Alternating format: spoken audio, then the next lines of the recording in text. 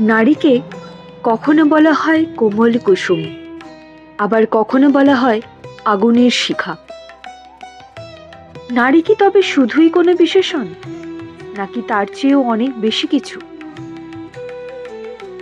নারী তোমাকে যারা ফ্রেমে বন্দি করতে চায়, গৃহকোণে অথবা রাজপথে, তারা তোমাকে সংজ্ঞা দিতে চায় আসলে, কখনো দেবী, কখনো বা দাসী বলে।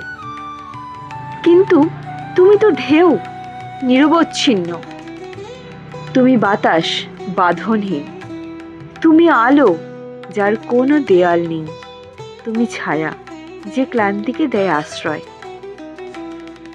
তুমি সৃষ্টি, কিন্তু তুমি জন্মদাত্রী নও। তুমি প্রতিটি ভাবনার ভিত, প্রতিটি বিদ্রোহের মশাল, প্রতিটি যুগান্তরের গল্প। তাই নারী আজ শুধু উদযাপনের দিন নয়, আজ স্মরণ করার দিন।